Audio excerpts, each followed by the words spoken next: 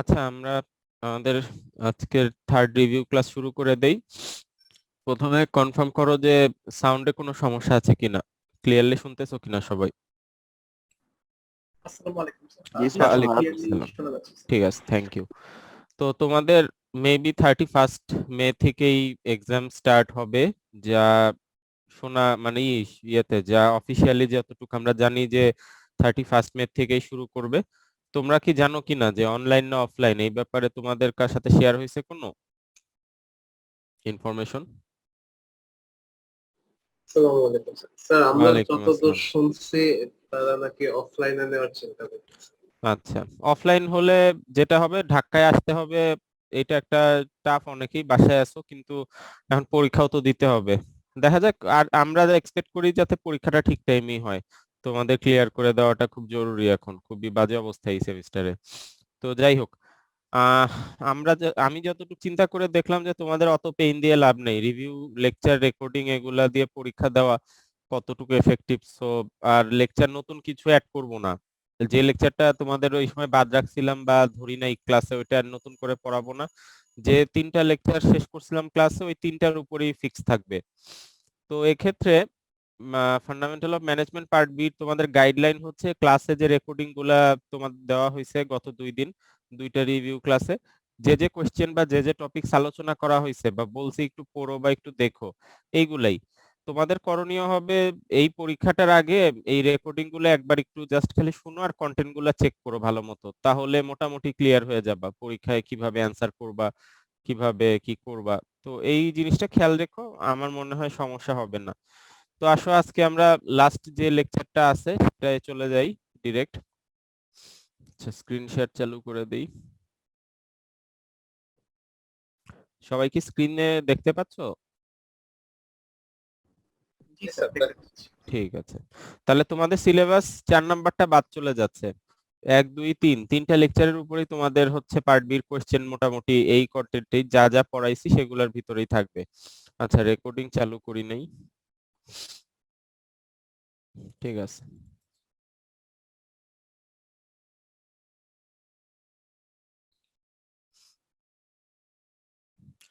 তোমাদের এই lecture 3 motivation, এই লেকচারটার উপর মোটামুটি বেশ অনেকটা সময় দিছি আমরা। আমার যতটুকু মনে পড়ে, আমার মনে হয় এই লেকচারেই সবচেয়ে বেশি সময় দিছি, বলতে 3 4টা ক্লাস লাগছে এই লেকচারটা পড়াতে। এটার ইম্পর্টেন্ট ছিল যে খালি পরীক্ষার জন্য না, তোমাদের বাস্তব লাইফেও খুবই দরকার। মোটিভেশনের যে অ্যাসপেক্ট গুলো অ্যাজ এ ম্যানেজার তোমাদের লাইফেও খুব দরকার। তো মোটিভেশনের যে অ্যাসপেক্ট বা থিওরি গুলো আছে বেশ ডিটেল পড়ানো হয়েছিল তোমাদের ক্লাসে। তো কোশ্চেন ওইখানেও এরকমই সেট করে দিছিলাম, যেগুলা একটু কারো কাছে আছে কিনা দেখো তো, লেকচার 3 মোটিভেশনের উপর কোশ্চেন কি কি ছিল। তিনটা বেসিক কোশ্চেন ছিল। একটা হচ্ছে ডেফিনেশন অফ মোটিভেশন, দেন হুম, হচ্ছে প্রাইমারি থিওরিজ অফ মোটিভেশন, যেখানে তিনটা থিওরি পড়ানো হয়েছিল, আর দেন হচ্ছে অ্যাডভান্স থিওরি অফ মোটিভেশন, এখানে অলমোস্ট 6টা থিওরির মতো ছিল। সিম্পল, একেবারে সিম্পল। তোমাদের কোশ্চেন তাহলে কি কি আসতে পারে তোমরা অলরেডি বুঝে গেছো সবাই। মোটিভেশন থেকে এক হচ্ছে ডেফিনেশন, একটা ছোট কোশ্চেন। 2 নাম্বার হচ্ছে আর্লি থিওরিজ অফ মোটিভেশন বা প্রাইমারি থিওরি। এই রকম থিওরি আছে 3টা, এখান থেকে একটা বড় কোশ্চেন আসতে পারে, ভেঙে আসতে পারে, যে যে কোনো একটা থিওরি নিয়েও আবার কোশ্চেন আসতে পারে। আবার ওইদিকে আছে 6টা থিওরি, অনেকগুলা কোশ্চেন করা যায় এখান থেকে আসলে। 3টা কোশ্চেন থাকলেও 6টা থিওরি আলাদাভাবে কোশ্চেন করা যায়, তারপরে প্রাইমারি থিওরি আলাদা কোশ্চেন করা যায়, ডেফিনেশন তো একটা ছোট কোশ্চেন। তো মোটামুটি তোমরা যদি থিওরি গুলা টোটাল 9টা থিওরি যদি ঠিক মতো পড়ো বা দেখো, চেক করো ভালো মতো, আমার মনে হয় না খুব বড় সমস্যা হবে এখানে।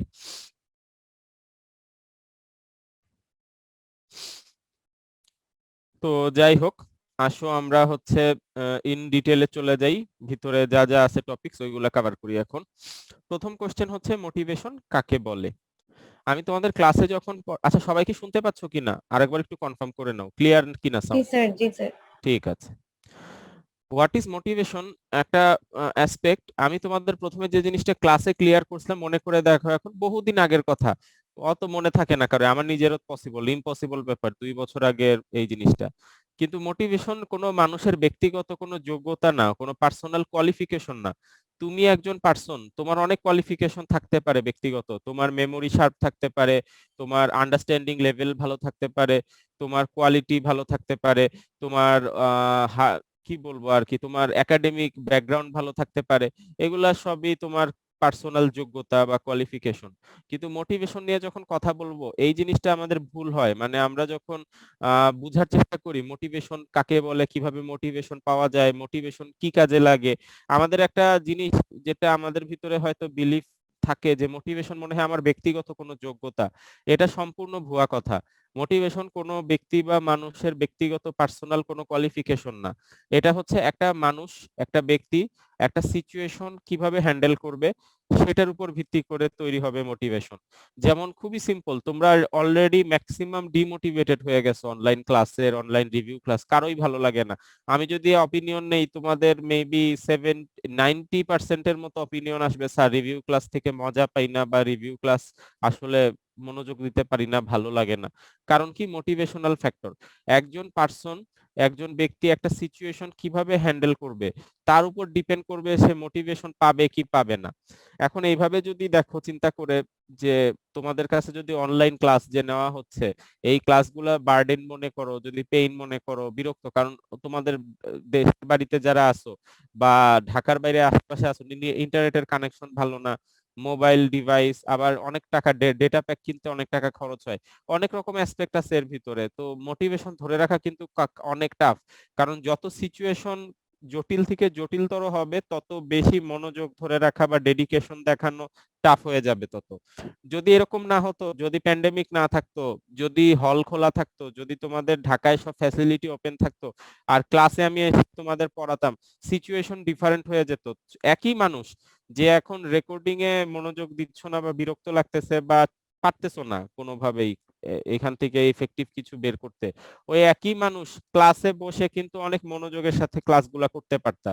তার মানে তোমার ব্যক্তিগত কোনো যোগ্যতার ঘাটতি নেই এখানে, তুমি যে পারতেছো না এটা তোমার ব্যক্তিগত যোগ্যতার কোনো ঘাটতি বা ল্যাকেজ না। তোমার সিচুয়েশনের কারণে তোমার পক্ষে মনোযোগ দেওয়া, ডেডিকেশন শো করাটা ডিফিকাল্ট হয়ে যাচ্ছে। এটাই হচ্ছে মোটিভেশনের main principal. The motivation is the interaction between a person and a situation. It is not a personal trait. কোনো ব্যক্তিগত যোগ্যতা না মোটিভেশন। তাহলে কি হবে মোটিভেশনের অ্যাকচুয়াল ডেফিনেশনটা? মোটিভেশনের তিনটে এলিমেন্ট আছে: এনার্জি, উদ্যম, আকাঙ্ক্ষা, ডেডিকেশন। এটা হচ্ছে এনার্জি। ডিরেকশন, একটা গাইডলাইন। এনার্জি থাকলেই হবে না, তোমার প্রচুর উদ্যোগের মানে ভিতর থেকে প্রচুর তোমার হচ্ছে স্পিরিট আছে, উদ্দীপনা আছে, কিন্তু তুমি জানো না কোন দিকে হচ্ছে তুমি ফোকাস করবা। তোমার ভিতরে বড় হওয়ার অনেক একটা বড় ড্রিম, একটা ভিশন আছে, কিন্তু তুমি জানো না যে কিভাবে অ্যাপ্রোচ করলে তুমি তোমার ভিশন মিশন এগুলা অ্যাচিভ করতে পারবা। তো খালি এনার্জি থাকলেই হবে না, ডিরেকশন দিতে হবে। এবং সবচেয়ে বড় কোয়ালিটি হচ্ছে 3 নাম্বার কোয়ালিটি, পারসিস্টেন্সি। পারসিস্টেন্সি মানে হচ্ছে হাল না ছাড়া, বাংলায় যেটা লেগে থাকা। লেগে থাকা মানে লাইফে ফেইলিয়ার আসবে, এটা অ্যাকসেপ্ট করা, লাইফে অ্যাক্সিডেন্ট হবে, এটা অ্যাকসেপ্ট করা, লাইফে বাজে সিচুয়েশন আসবে যেটা তোমার কন্ট্রোলের ভিতরে থাকবে না, এটা অ্যাকসেপ্ট করা। দেখো, তোমরা কোনোদিনও লাইফের ড্রিমেও কল্পনা করো নাই যে তোমাদের ভার্সিটি লাইফের 3 বছরের বেশি হয়ে যাচ্ছে, অথচ তোমরা এখনো লেভেল 1 2 মানে কমপ্লিট করতে পারো নাই, অলমোস্ট 3 ইয়ার হয়ে যাচ্ছে তোমাদের। আমি তো তোমাদের ক্লাস নিছি প্রায় 2 বছর আগে। তো এটা কেউই কল্পনা করে নাই, একটা হ্যাজার্ডাস সিচুয়েশন, একটা প্যান্ডেমিক সিচুয়েশন এবং বিভিন্ন আরো অ্যাসপেক্ট এর সাথে জোড়া লেগে এই বাজে সিচুয়েশনটা তৈরি হয়েছে। কিন্তু এই যে 3 নাম্বার যে পয়েন্টটা, পারসিস্টেন্সি, তোমার একটা ড্রিম, ভার্সিটি কি করলো, তোমার গভর্নমেন্ট কি করলো, দেশের কি অবস্থা, তোমার এর সাথে তোমার একটা গোল আছে, তোমার গোলটা তোমার একটু ফ্লেক্সিবিলিটির সাথে চেঞ্জ করতে হবে, কিন্তু গোল থেকে তো তুমি সরে আসবা না। তোমার লাইফে যদি এই বয়সে এসেও তোমার কোনো লক্ষ্য না থাকে, তুমি তোমার লাইফটা কিভাবে কাজে লাগাবা? কারণ দেখো, আমাদের বর্তমানের যে অবস্থা, আমাদের স্বাস্থ্য ক্ষেত্রে যে অবস্থা, আমাদের আগের জেনারেশন, আমাদের আব্বা আম্মারা, ওনাদের জেনারেশনে এত ভেজাল ছিল না, এনভায়রনমেন্টাল হ্যাজার্ডাস ছিল না। তোমরা রিলেট করতে পারবা, এই যে গরম, প্রচন্ড গরম, এটা কিন্তু নর্মাল না। বর্তমানে যে অবস্থা, এটা নিয়ে লেখালেখি হয় ফেসবুকে, এটা কিন্তু নর্মাল মনে হয় না। আমরা তো ধরো অনেক বছর, তোমরাও তো অনেক বছর গরম দেখছো। রিসেন্ট যে ওয়েদার চেঞ্জ বা ক্লাইমেটের যে চেঞ্জ গুলা, যে সময় বৃষ্টি হওয়ার কথা না ওই সময় বৃষ্টি হচ্ছে, যে সময় ঠান্ডা পড়ার কথা অনেক ঠান্ডা পড়তেছে না, ঠান্ডা একদিন পরে, শীতের ভিতরে কন্টিনিউয়াস ঠান্ডা পড়ে না, একদিন পরে 2 দিন থাকে না আবার একদিন পরে। এই যে বিভিন্ন ইস্যুগুলা, এগুলা তো ইন্ডিকেট করে যে একটা বাজে অবস্থা তৈরি হবে হয়তো বা 10-15 বছর পরে, মানে ভালো লক্ষণ ইন্ডিকেট করে না কোনোটাই। তো এই যে সিচুয়েশন গুলা যেগুলা আমাদের হাতের নাই বা কন্ট্রোলে নাই, এইখানে যদি তোমার গোলটা, তুমি যে গোল সেট করছিলা ফ্লেক্সিবিলিটির সাথে যদি অ্যাডজাস্ট করে চলতে না পারো, তোমার যদি লক্ষ্যটাই ক্লিয়ার না থাকে, তাহলে তো অ্যাচিভ করা পসিবল হবে না। তাহলে তোমার মোটিভেশনাল যে অ্যাসপেক্টটা আছে, মোটিভেশন আমরা যে বলি, আমরা ইউটিউবে প্রচুর মোটিভেশনাল ভিডিও দেখি, আমরা প্রচুর মোটিভেশনাল কথাবার্তা বলি, মানুষকে কনভিন্স করার ট্রাই করি, কিন্তু একটা জিনিস বুঝি না, মোটিভেশনে আমরা এনার্জি জিনিসটা পাই, ডিরেকশন জিনিসটাও বুঝি, কিন্তু এই থার্ড যে পয়েন্টটা পারসিস্টেন্সি, এটাই কিন্তু মোটিভেশনের হচ্ছে মেইন অ্যাসপেক্ট। লেগে থাকা, হাল না ছাড়া, লক্ষ্য উদ্দেশ্য পূরণের জন্য তুমি যেটা টার্গেট করছো, তোমার যে নিয়াত আছে, এটা তোমার ফুলফিল করার জন্য লেগে থাকা। একবার পারবা না, দুইবার পারবা না, 10বার পারবা না, বা তোমার অ্যাক্সিডেন্ট হতে পারে, আনফরচুনেট সিচুয়েশন তৈরি হতে পারে, কিন্তু তোমার যে লক্ষ্য উদ্দেশ্যটা ছিল শুরুতে, ওইটা যদি একটু এদিক ওদিক অ্যাডজাস্ট করে যদি ঠিক না রাখতে পারো, তাহলে কিন্তু মোটিভেশন বলে কোনো কথাই আসলে আলোচনা করার দরকার নেই। তো এটাই হচ্ছে মোটিভেশন, যার মাধ্যমে a person gets energised, directed and persistent to achieve any goal, any individual or organisational goal. যে প্রসেসের মাধ্যমে করা যাবে তাকেই আমরা বলবো মোটিভেশন। তাহলে কোশ্চেন নাম্বার 1 ছিল ডেফিনেশন অফ মোটিভেশন। এখান থেকে আমরা পেলাম মোটিভেশন ব্যক্তিগত কোনো কোয়ালিটি না, একটা পার্সন একটা সিচুয়েশন কিভাবে ওভারকাম করে এইটা, এবং 3টা জিনিস দরকার: এনার্জি, ডিরেকশন, পারসিস্টেন্সি। উদ্যম দরকার ভিতর থেকে, একটা গাইডলাইন দরকার, সেটা টিচিং বা মেন্টরিং এর মাধ্যমেও পেতে পারো, নিজের লাইফ থেকে এক্সপিরিয়েন্সের মাধ্যমেও অ্যাচিভ করা পসিবল।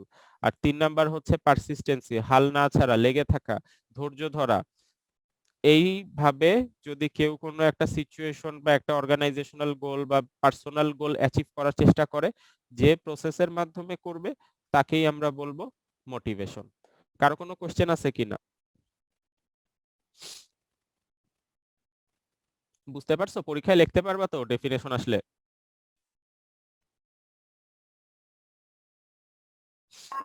জি স্যার। আচ্ছা, সেকেন্ড পয়েন্ট কোশ্চেনে চলে যাই। Early theories of motivation. Early theories of motivation 3টা। অনেক থিওরি আছে বুঝছো, মানে মোটিভেশন বা ম্যানেজমেন্ট একটা পপুলার অ্যাসপেক্ট, অনেক বই, হাজার হাজার বই আছে, হাজার হাজার ধরনের থিওরি আছে, কিন্তু আর্লি থিওরি বলতে যে 3টা থিওরি নিচ্ছি, এই 3টা হচ্ছে ধরো প্রাইমারি থিওরি বলতে পারো, মানে মৌলিক। এর আগে কেউ এইভাবে চিন্তা করে নাই, বা এর আগে কেউ থিওরি দেয় নাই, বা এর আগে কেউ এই কনসেপ্ট নিয়ে ওইভাবে আলোচনা করে নাই, এই জন্য এই 3টা থিওরি আনা, যে 3টা ইউনিক থিওরি। ইউনিক বলতে হচ্ছে এর আগে এই রকম টপিকসে কেউ আলোচনা করে নাই। একটা হচ্ছে Maslow's hierarchy of needs theory, একটা McGregor's theory X and theory Y, একটা হার্সবার্গ 2 ফ্যাক্টর থিওরি। 3টা থিওরি আছে। মাসলোস থিওরি ওইটা বাদ দিয়ে আমরা হচ্ছে পিরামিডে চলে যাব ডিরেক্ট, তোমাদের ক্লাসে যেভাবে পড়াইছিলাম। মাসলো উনি হচ্ছেন যে মোটিভেশনাল অ্যাসপেক্টের কথা বলছেন, যে মানুষ মোটিভেশন পায় তার নিড দ্বারা। নিড, ওয়ান্ট, ডিমান্ড তোমাদের সাথে মনে হয় আলোচনা করছি। নিড হচ্ছে ভিতরের কোনো আকাঙ্ক্ষা বা তীব্র কোনো ইচ্ছা, ওয়ান্ট হচ্ছে সেটা বাস্তব লাইফে যদি কোনো প্রোডাক্ট সার্ভিস কল্পনা করো, আর ডিমান্ড হচ্ছে পারচেসিং পাওয়ার, ওটা কেনার অ্যাবিলিটি যদি তোমার থাকে। Need, want and demand. এখন মাসলো উনি বলছেন মানুষ মোটিভেট হয়, মোটিভেশন পায় তার নিড দ্বারা, মানে ভিতরের আকাঙ্ক্ষা দ্বারা। তার ভিতরে যে তীব্র আকাঙ্ক্ষা কোনো কিছু পাওয়ার জন্য, বা তার ভিতরে যে তীব্র আকাঙ্ক্ষা কোনো একটা লক্ষ্য, কোনো একটা গোল অ্যাচিভ করার জন্য, সেই জিনিসটাকে আমরা বলতেছি Maslow's hierarchy of needs theory. Maslow's hierarchy of needs থিওরির 5টা লেভেল আছে। পিরামিড আকারে দেখানো হয়েছে কারণ ছোট থেকে বড়র দিকে যাচ্ছে, এটা হচ্ছে বেস, এর পরের ধাপ, এর পরের ধাপ, এইভাবে উপরের দিকে যাচ্ছে। মাসলো বলছে একটা মানুষ মোটিভেশন পাবে তার নিড দ্বারা। তার নিড আছে 5 ধরনের, 2টা লেভেলে 5 ধরনের নিড। আগের স্লাইডে যদি যাই তাহলে একটু বুঝতে পারবা। দুইটা দুইটা লেভেলে 5 ধরনের নিড আছে। একটা হচ্ছে লোয়ার অর্ডার, নিচের দিকে, যেটা হচ্ছে এক্সটার্নাল ফিজিওলজিক্যাল এবং সেফটি, আর একটা হচ্ছে হায়ার অর্ডার ইন্টারনাল। এটা হচ্ছে পরের তিনটা, মানে শুরুর দুইটাকে বলতেছে লোয়ার অর্ডার। লোয়ার অর্ডার মানে হচ্ছে বেসিক, যে জিনিসগুলো সবার জন্যই প্রযোজ্য। আর হায়ার অর্ডার হচ্ছে সবার জন্য প্রযোজ্য না, এটা কিছু মানুষের জন্য প্রযোজ্য, কিছু মানুষের জন্য প্রযোজ্য না, কারণ এক আলোচনা করলেই বুঝতে পারবা। তো লোয়ার অর্ডার হচ্ছে প্রথম দুইটা, আর হায়ার অর্ডার হচ্ছে বাকি তিনটা। এইগুলাই হচ্ছে মানুষের নিড, যে নিড দিয়ে সে মোটিভেশন পায় বা মোটিভেটেড হয়। এখন নিচে আসো ফিজিওলজিক্যাল। অন্ন, বস্ত্র, বাসস্থান, শিক্ষা, চিকিৎসা, বেসিক পাঁচটা নিডকে একসাথে বলতেছি ফিজিওলজিক্যাল। প্রথমত মানুষ কোনো একটা চাকরি করতে মোটিভেশন পাবে এই পাঁচটা কারণে। তার টাকা দরকার, তার টাকা দরকার হচ্ছে থাকার একটা জায়গা দরকার, তার খাওয়া দাওয়া করা দরকার, তার ক্লোদিং বা লাইফে চলার জন্য যা যা দরকার, চিকিৎসা ব্যবস্থা দরকার। এই জন্য মানুষ চাকরি করতে বা ব্যবসা করতে মোটিভেশন পাবে সবার আগে, ফিজিওলজিক্যাল নিড। এই চাহিদা যখন একটা মানুষ ফিল আপ করবে, যখন এই জিনিসটা নিশ্চিত বা গ্যারান্টিড হয়ে যাবে যে প্রতি মাসে তার অন্ন, বস্ত্র, বাসস্থান, শিক্ষা, চিকিৎসা এই জিনিসগুলো এনশিওর করতে পারতেছে, তখন তাকে আর এই ফিজিওলজিক্যাল নিডের মাধ্যমে মোটিভেশন দেওয়া পসিবল না। তখন তাকে হায়ার লেভেলের মোটিভেশন দিতে হবে, সেফটি। সেফটি বা আরেকটা নাম হচ্ছে এক্সেস। এক্সেস মানে হচ্ছে এক্সট্রা কিছু, তার যে টাকাটা আছে পুরোটা কাজে লাগতেছে না, এক্সট্রা কিছু থেকে যাচ্ছে। তোমার ধরো ঢাকা শহরে ভালো মতো চলতে 20-25 হাজার টাকা দরকার, তুমি ইনকাম করতেছো 30-35 হাজার টাকা, তোমার এক্সট্রা প্রতি মাসে 5-10 হাজার টাকা থাকে, তুমি তখন ওই এক্সট্রা টাকাটা ইউটিলাইজ করতে মোটিভেশন পাবা। এটা হচ্ছে সেফটি পয়েন্ট। সেফটি পয়েন্ট অতিক্রম করে যখন তোমার এই চাহিদাও ফিল আপ হয়ে যাবে, তখন হবে সোশ্যাল নিড। তুমি তখন চাকরি করো, তোমার আর তখন বেসিক চাহিদা নিয়ে টেনশন করতে হয় না, ব্যাংকেও কিছু টাকা আছে অথবা ইনভেস্টমেন্ট করছো বিভিন্ন জায়গায়, তখন হচ্ছে সোশ্যাল বা তুলনার জায়গা। তোমার কি আছে, তোমার কি নাই, তোমার কলিগের কি আছে, কলিগের কি নাই, তোমার আত্মীয় স্বজনের কি আছে কি নাই, কার কি আছে কি নাই, কার কি আছে, তোমার ওই জিনিসটা লাগবে নাকি, তুলনা, কম্প্যারিজন। মানে তখন তোমার টাকা পয়সাও আছে, কিছু এক্সেস, তুমি হচ্ছে বেসিক চাহিদাও ফিল আপ করতে পারো। যেমন তোমার স্যালারি যদি 40-50 হাজার টাকা হয়, আর মাসে তোমার 20-25 হাজার টাকা লাগে, 25 হাজার টাকা প্রতি মাসে থেকে যাচ্ছে। 25 হাজার টাকা যদি থাকে, তুমি তো চিন্তা করবাই যে একটা ভালো মোবাইল সেট কিনি, একটা ভালো এলইডি টিভি কিনি, অথবা একটা ভালো কম্পিউটার বা ল্যাপটপ কিনি, অথবা ভালো ব্র্যান্ডেড ড্রেস পরি। এই জিনিসগুলা মানুষের সাথে তুলনা, সোশ্যাল। সোশ্যাল ধাপটাও যখন অতিক্রম করে ফেলে, মানে তার কাছে এখন এত লেভেলের প্রপার্টি বা অ্যামাউন্ট আছে বা কারেন্সি আছে যে তার এখন আর সবার সাথে তুলনা করে কোনো শান্তি আসে না বা মোটিভেশন আসে না। বেস্ট জিনিসটাই তার দরকার, মানে হচ্ছে মার্কেটে অ্যাভেলেবল বেস্ট প্রোডাক্ট বা সার্ভিসটা ছাড়া তাকে মোটিভেশন দেওয়া পসিবল না। ব্র্যান্ডেড ভ্যালু আমরা যে জিনিসটা বলি, গাড়ি কিনলে কিনবো হচ্ছে বিএমডব্লিউ, মার্সিডিস, রোলস রয়েস, এরকম লেভেলের। আর যাই কিছু ইউজ করি বা ইউটিলাইজ করি, সেটা হতে হবে বেস্ট, সবচেয়ে ভালো যেটা সেই জিনিসটাই আমার দরকার। এই লেভেলের মোটিভেশন যখন চলে যায়, যখন মানুষের ধরো স্যালারি 5-6 লাখ টাকা, বা ব্যবসা করে প্রতি মাসে 10-15 লাখ টাকা করে ইনকাম করে যখন মানুষ, মানে বিলাসী জীবন যাপনের যে ব্যাপারটা, তখন আর ঈদের ছুটি কাটাতে দেশ থাকতে ইচ্ছা করে না, দেশের বাইরে ঈদ করা, শপিং দেশের বাইরে যে করা, তারপরে সবকিছুই একেবারে টপ লেভেলের হওয়া, এই টাইপের জিনিসগুলোকে আমরা বলতেছি এস্টিম নিড। আর লাস্ট পয়েন্টটা হচ্ছে self actualisation. Self actualisation indicate করে পাওয়ার বা অথরিটি। টাকা থাকলেই হয় না, টাকা দিয়ে সব চাহিদা পূরণ করা যায় না, মানুষের দরকার অথরিটি বা পাওয়ার। যখন লাইফে অন্য সবকিছু অ্যাচিভ করে ফেলবে একটা মানুষ, তখন সে রেকগনাইজেশন চাবে, ইলেকশন করবে, এমপি বা চেয়ারম্যান বা আরো বড় লেভেলের পলিটিক্স, মানে যে জায়গায় গেলে দেখবা ব্যবসায়ীরা একটা লেভেলের পরে আর ব্যবসা করতে চায় না। ব্যবসায় যখন প্রচুর অ্যাচিভমেন্ট হয়ে যায়, প্রচুর টাকার মালিক হয়ে যায়, তখন চায় হচ্ছে ইলেকশন করবে, জনগণের প্রতিনিধিত্ব করবে, ভালো কিছু করবে, এমন কিছু করবে মানুষ যাতে তাকে মৃত্যুর পরেও মনে রাখে। এই জিনিসগুলো হচ্ছে একেবারে টপ লেভেলের হায়ারার্কি নিড, লাস্ট ধাপ যেটা সেলফ অ্যাকচুয়ালাইজেশন। এখন দেখো, বুঝতেছো, এই দুইটাকে লোয়ার লেভেল বলতেছে কারণ সব মানুষেরই এই দুইটা ক্ষেত্রে দরকার। এই তিনটা হায়ার লেভেল বলতেছে কারণ সবাই এই তিনটা অ্যাচিভ করতে পারে না। অনেকে সারা জীবনে সোশ্যাল পর্যন্তই যেতে পারে, কিছু লাকি মানুষ মানে কিছু সৌভাগ্যবান মানুষ হয়তো এই পর্যন্ত যেতে পারে, আর হাতে গোনা খুব রেয়ার লেভেলের মানুষ এই নিড অ্যাচিভ করতে পারে বা এই নিড পর্যন্ত যেতে পারে। যে যেখানেই যাক তাকে ওই চাহিদা দিয়েই মোটিভেশনে রাখতে হবে, কোনো কাজের ভিতরে যদি মোটিভেশন আনা দরকার। এই জিনিসটাকেই বলতেছে মাসলোস হায়ারার্কি অফ নিডস থিওরি। তোমাদের কারো কোনো কনফিউশন আছে কিনা বা বুঝার দরকার আছে কিনা, কোশ্চেন আছে কোনো?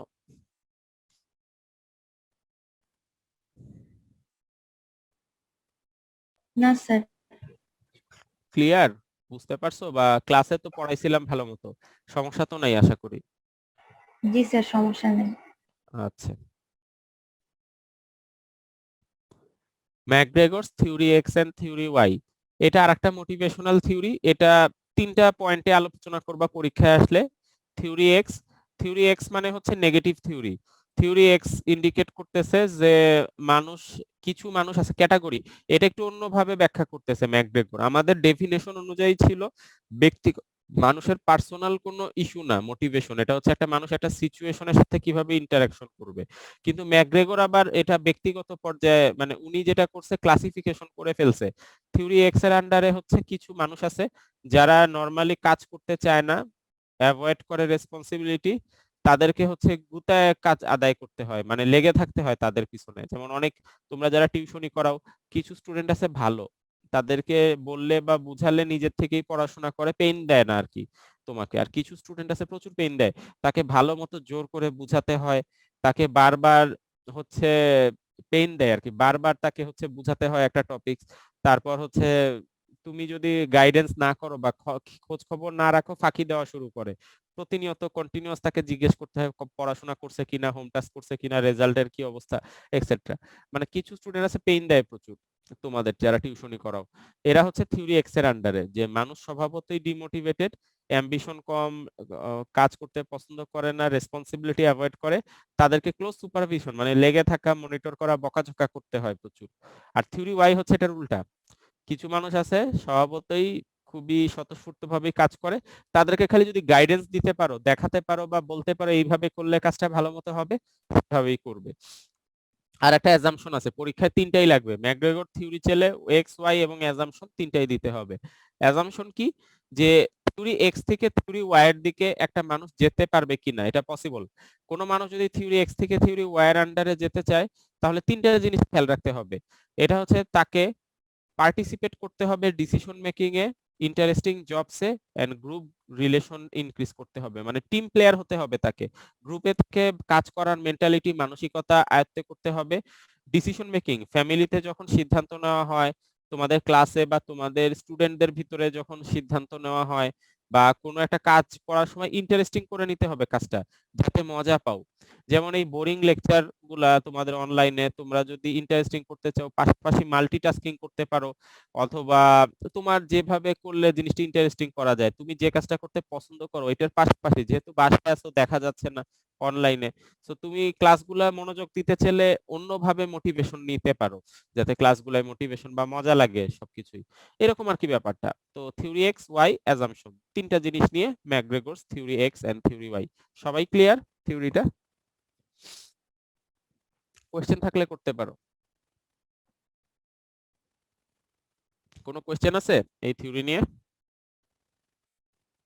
স্যার, অ্যাজাম্পশনের যে তিনটা জিনিস ওটা আরেকবার বললে একটু ভালো হয়। অ্যাজাম্পশন মানে হচ্ছে তোমার একটা মানুষ যদি অমনোযোগী হয় বা পেইন দেয়, কোনো কাজ ঠিক মতো না করতে চায়, এখন তাকে তো ওইভাবেই যদি ধরে রাখো যে তাকে কাজ করতে দেওয়া উচিত না, বা সে হয়তো কোনোদিন ভালো হবে না, থিওরি ওয়াই আসবে না, এটা সত্য না। একটা অ্যাজাম্পশন দিছে, একটা থিওরি এক্স এর আন্ডারের মানুষকেও ওয়াই এর আন্ডারে নেওয়া পসিবল, তিনটা জিনিস ইনশিওর করলে। পার্টিসিপেট ইন ডিসিশন মেকিং, মানে তোমার ফ্যামিলি মেম্বার, যেমন তোমার ফ্যামিলিতে বাবা মা ভাই বোন আছে, কোনো একটা ভাই বা বোন যদি থিওরি এক্স এর আন্ডারে পড়ে, যে তাকে পেইন দেয়, নিজের লাইফে কোনো অ্যাম্বিশন নাই, পড়ালেখা ঠিক মতো করে না, তারপরে তার রেসপন্সিবিলিটি নিতে চায় না, তাকে যদি ভালো করতে চাও, একটা উপায় হচ্ছে তাকে সিদ্ধান্ত নেওয়া। তোমাদের ফ্যামিলিতে যখন কোনো ডিসিশন নিতে হয়, তাকে ইনভলভ করে ফেলো, যে তোর অপিনিয়ন কি, তুই কি বলিস, তুই যেটা ভালো মনে করিস আমরা চেষ্টা করে দেখব। তাহলে তার ভিতরে একটা পজিটিভ চেঞ্জ আসতে পারে, যে আচ্ছা আমি তো কোনো সময় এগুলো নিয়ে চিন্তা করি না, কিন্তু ফ্যামিলি আমার উপর ডিপেন্ড করতেছে, আমার ডিসিশনের উপর ফ্যামিলি বা আমিও একটা মানুষ, আমার একটা গ্রহণযোগ্যতা আছে, আমার একটা ভ্যালু আছে। এই চিন্তা ভাবনা তার ভিতরে আসলে সে মোটিভেশন পাবে এবং থিওরি ওয়ার আন্ডারে হয়তো চলে যাবে। তারপর গ্রুপ রিলেশন ভালো রাখা, যেমন তুমি পড়াশোনা করতেছো, তুমি যদি তোমার ব্যাচমেট, তোমার ফ্রেন্ড, তোমার সার্কেলের সাথে ভালো সম্পর্ক না রাখো, তুমি ডিমোটিভেটেড হয়ে যাবে, চলতে পারবে না। কিন্তু লাইফে চলতে গেলে মানুষ দরকার, গ্রুপ দরকার। তুমি স্টুডেন্ট অবস্থায় যেমন গ্রুপিং দরকার, তোমার কলিগ হবা, তুমি যখন চাকরি করবা তখনও তোমার কিছু ডেডিকেটেড, কিছু ভালো মানুষের সাথে উঠা বসা করার চলতে হবে। তো তুমি যদি ভালো সম্পর্ক মেনটেন না করো, তাহলে তো ভালো গুড গ্রুপ রিলেশন করতে পারবা না, ডিমোটিভেটেড হয়ে যাবা।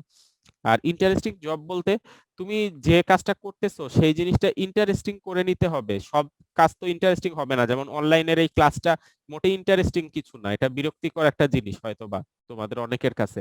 তো জিনিসটা ইন্টারেস্টিং করতে কি করতে পারো, হয়তো তুমি যে কাজটা করতে পছন্দ করো ওই কাজটার পাশাপাশি যদি এই কাজটা করো, কারণ অনলাইনে তো বাসায় অ্যাডভান্টেজ গুলা দেখো, অনলাইন ক্লাসের ডিসঅ্যাডভান্টেজ গুলা ফোকাস না করে অ্যাডভান্টেজ জিনিসগুলা যদি ফোকাস করো, যে তোমাকে আরামে বাসা থেকে ক্লাস করতে পারতেছো, কোনো অব্লিগেশন নাই, তুমি কি করতেছো দেখার কেউ নাই, এই টাইপের অ্যাসপেক্ট গুলা যদি চিন্তা করো, তাহলে দেখবা যে এই ক্লাসগুলায় মনোযোগ আনা পসিবল, বা কিছু ইফেক্টিভলি ক্লাসটা হ্যান্ডেল করা পসিবল।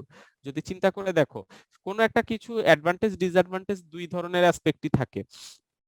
যদি চিন্তা করো যে অ্যাডভান্টেজ কি কি সিচুয়েশন হবে, ওইগুলাই ফোকাস দাও, তাহলেই কিন্তু হয়ে যাচ্ছে। তো এই জিনিসগুলো যদি খেয়াল করো, তিনটা পয়েন্ট, তাহলে থিওরি এক্স থেকে থিওরি ওয়াই এ কনভার্ট হওয়া পসিবল। আশা করি ক্লিয়ার হইছো। জি স্যার। ওকে, পরের থিওরি, লাস্ট থিওরি যেটা, হার্সবার্গ টু ফ্যাক্টর থিওরি। হার্সবার্গ বলছে মানুষের মোটিভেশন পাবে কি পাবে না এটা নির্ভর করবে জব স্যাটিসফ্যাকশন আর জব ডিসস্যাটিসফ্যাকশনের উপর। মানে তুমি যদি মোটিভেশন পাও, তোমার জব স্যাটিসফ্যাকশন আসবে, তুমি যে কাজই করো তার ভিতরে সন্তুষ্টি আসবে, তোমার সার্থকতা সফলতা আসবে। আর তুমি যদি অপছন্দ করো, মোটিভেশন না পাও, তাহলে জব ডিস্যাটিসফ্যাকশন ক্রিয়েট হবে। দুইটা ফ্যাক্টরের উপর, উনার হার্সবার্গের থিওরিটা হচ্ছে টু ফ্যাক্টর থিওরি। একটা হচ্ছে হাইজিন ফ্যাক্টর, একটা মোটিভেটর। মোটিভেটর হচ্ছে তোমার পার্সোনাল ব্যক্তিগত যে কোয়ালিফিকেশন আছে, মানে আমি বলছি মোটিভেশন নিজে কোনো ব্যক্তিগত যোগ্যতা না, ডেফিনেশনে বলছি, কিন্তু তোমার কিছু ব্যক্তিগত যোগ্যতা আছে যেগুলা মোটিভেশনকে ইনফ্লুয়েন্স করবে।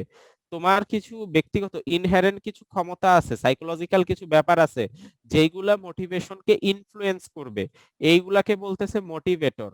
আর হাইজেনিক ফ্যাক্টর বলতেছে, আমরা যে যে এনভায়রনমেন্ট পড়ালাম না, এনভায়রনমেন্টের যে এক্সটার্নাল এনভায়রনমেন্টাল ফ্যাক্টর যেগুলা মানুষের হাতে নাই, যেমন political situation, economic situation, global situation, international dimension, যে জিনিসগুলো এক্সটার্নাল এনভায়রনমেন্টাল ফ্যাক্টর, যে জিনিসগুলা মানুষের হাতে নাই, সেগুলা হচ্ছে জব ডিস্যাটিসফ্যাকশন তৈরি করে নরমালি, এগুলাকে বলতেছে হাইজিন ফ্যাক্টর।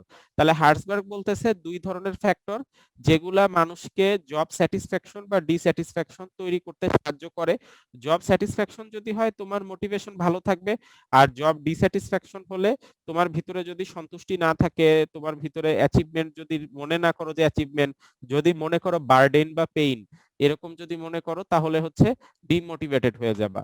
এটা হচ্ছে হার্সবার্গের কথা।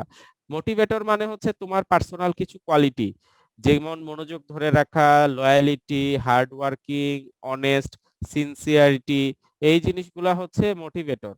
আর হাইজিন ফ্যাক্টর হচ্ছে এক্সটার্নাল এনভায়রনমেন্টাল ফ্যাক্টর, যেগুলো আমি তোমাদের আলোচনা করছি আগেও, political, social, religious, cultural, technological, এই অ্যাসপেক্ট যেগুলা মানুষের নিয়ন্ত্রণের বাইরে, এগুলা মানুষকে ডিমোটিভেটেড করে দেয়। যেমন এই প্যান্ডেমিক সিচুয়েশন তো আমাদের কারো নিজেদের তৈরি করা কোনো ইস্যু না, আমাদের নিয়ন্ত্রণের বাইরের একটা ইস্যু, কিন্তু এটা দেখো আমাদের পড়াশোনা বলো, চাকরি বলো, লাইফ বলো, সোশ্যাল লাইফ বলো, সব কিছুতে ইম্প্যাক্ট ফেলছে, ডিমোটিভেশন করে দিচ্ছে। এই করোনা সিচুয়েশনে সুইসাইডের রেটও অনেক বেশি, এই প্যান্ডেমিক লকডাউনের মানুষের সুইসাইডের টেন্ডেন্সি অনেক বেশি, মানুষ ফার্স্ট্রেটেড হয়ে যায় অনেকেই, কারণ হাইজিন ফ্যাক্টর। তো আশা করি তোমরা ক্লিয়ার যে কোনগুলা হাইজিন ফ্যাক্টর, কোনগুলা মোটিভেটর। এখানে তোমাদের কিছু হাইজিন ফ্যাক্টরের নাম দেওয়া আছে আর কিছু মোটিভেটরের নাম দেওয়া আছে। পরীক্ষা এটাও ইম্পর্টেন্ট, আমি তোমাদের লিখতে পারি মেনশন 5 মোটিভেটিং ফ্যাক্টরস অথবা মেনশন 10 হাইজিন ফ্যাক্টরস, এভাবেও একটা কোশ্চেন হতে পারে তোমাদের, বলে দিলাম। রেকর্ডিংটা খেয়াল রেখো, এই জিনিসগুলো একটু পড়ো, কোনগুলা মোটিভেটর বুঝতে পারো যাতে লিখতে পারো পরীক্ষায়, আর কোনগুলা হাইজিন ফ্যাক্টর। তো মোটামুটি তোমাদের কন্টেম্পোরারি থিওরি কোশ্চেনটাও শেষ হয়ে গেল। আমাদের কোশ্চেন ছিল তিনটা, definition of motivation, early stages theories of motivation, আর একটা হচ্ছে অ্যাডভান্স থিওরিজ অফ মোটিভেশন। তো আমরা মোটামুটি দুইটা কোশ্চেন কভার করে ফেললাম, definition of motivation, early theories of motivation. তোমাদের কোনো কোশ্চেন আছে কিনা তোমাদের সাইড থেকে এই কোশ্চেনগুলো নিয়ে? তোমাদের ব্যক্তিগত কোনো জানার আগ্রহ বা বুঝার আগ্রহ আছে কিনা ফার্দার?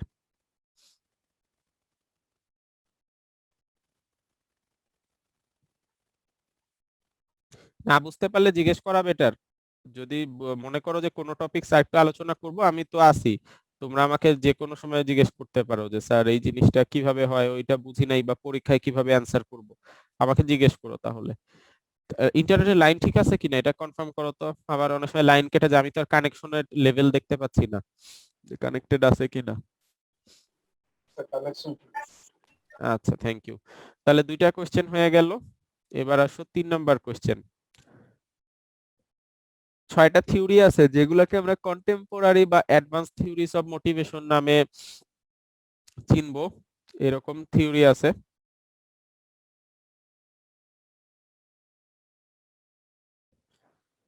প্রথম থিওরিটা হচ্ছে, এইগুলো হচ্ছে অ্যাডভান্স। প্রথমে যে বেসিক 3টা থিওরি আলোচনা করলাম, ওই বেসিক 3টা থিওরি হচ্ছে অ্যাডভান্স, আর 6টা থিওরি আছে, ওই 3টা থিওরি থেকে আসছে এই 6টা থিওরি।